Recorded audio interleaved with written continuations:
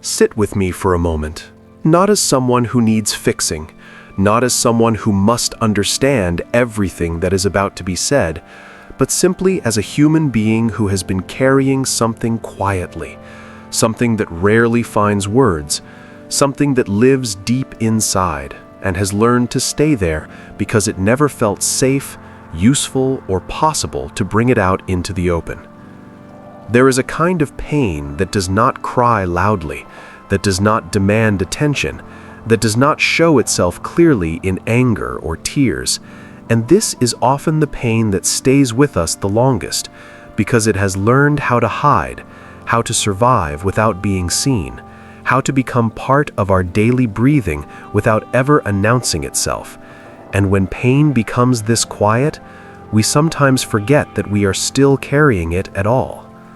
A monk learns early that what is never spoken does not disappear, it only moves deeper, settling into the body, the habits, the way we react to life, the way we protect ourselves without knowing why, and the heart remembers even when the mouth remains silent. You may not talk about this pain because you were never asked, or because when you tried, the world did not listen, or because you learned that being strong meant being silent, or because you feared that speaking it would make it more real, heavier, or more painful than it already was. And so you chose the quiet path, believing that carrying it alone was the safer option. There is no shame in this choice, because silence is often a form of survival, and survival is not weakness, it is wisdom responding to conditions that were not gentle. But what helped you survive may not be what helps you heal, and a monk understands this difference deeply, because healing is not about enduring pain longer. It is about allowing what was frozen to slowly thaw. The pain you never talk about often lives in the background of your life, shaping how close you allow people to get, how much joy you permit yourself to feel, how quickly you expect things to fall apart, and how often you prepare for loss, even in moments of peace. And this preparation can become so normal that you forget there was ever another way to live.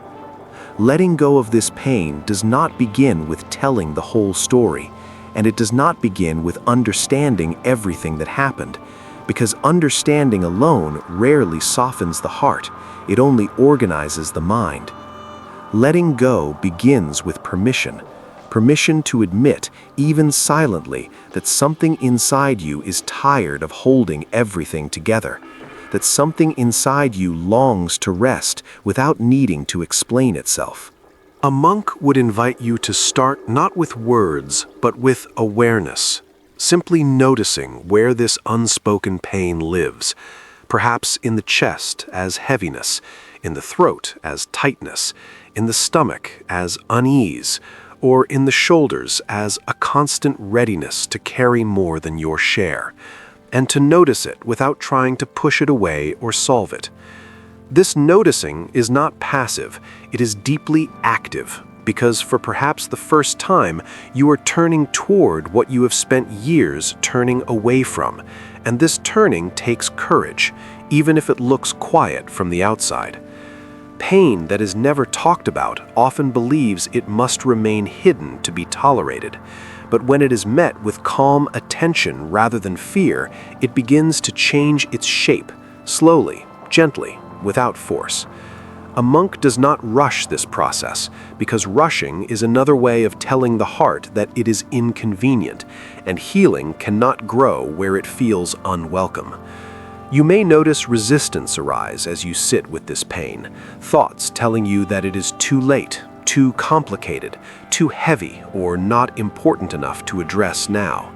And these thoughts are not enemies, they are guards, doing the job they learned long ago, trying to keep you safe from being overwhelmed.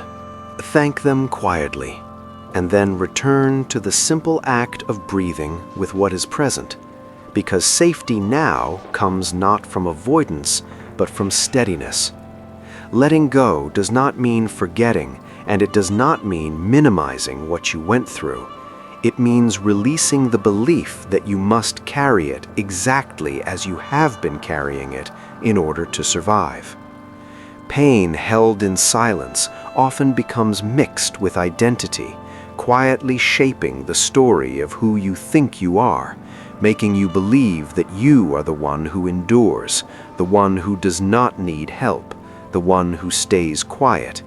And while these identities may have protected you once, they can also keep you from receiving the care you deserve now.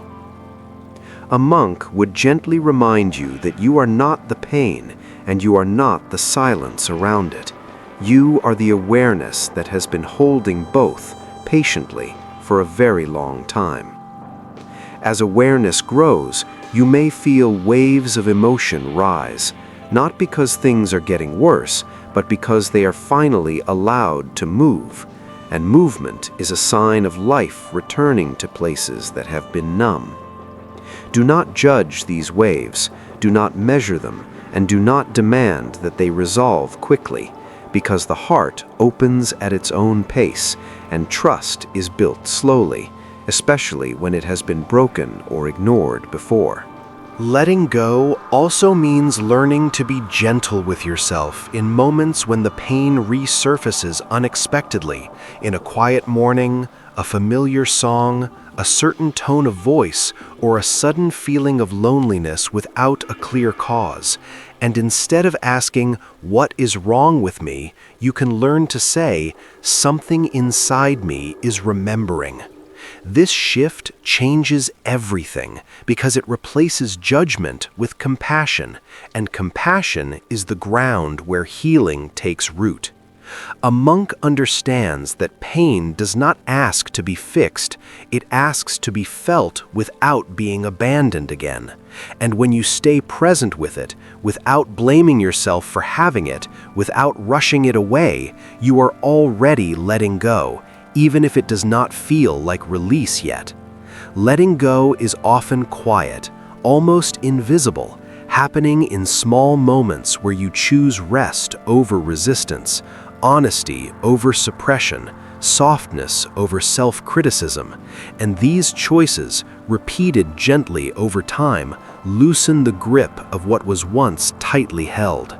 You may one day notice that the pain no longer speaks as loudly, not because you forced it to be silent, but because it no longer needs to shout to be acknowledged, and this is one of the deepest signs of healing. There may still be days when words do not come, when you choose silence again, and that is okay, because letting go does not require constant expression, it requires sincerity.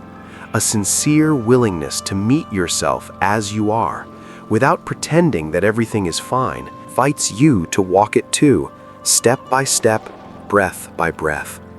As you continue, you may find that space opens inside you, small at first, moments where you feel lighter without knowing exactly why, moments where the past feels farther away, not erased, but no longer pressing against you so tightly. And in these moments, you can rest.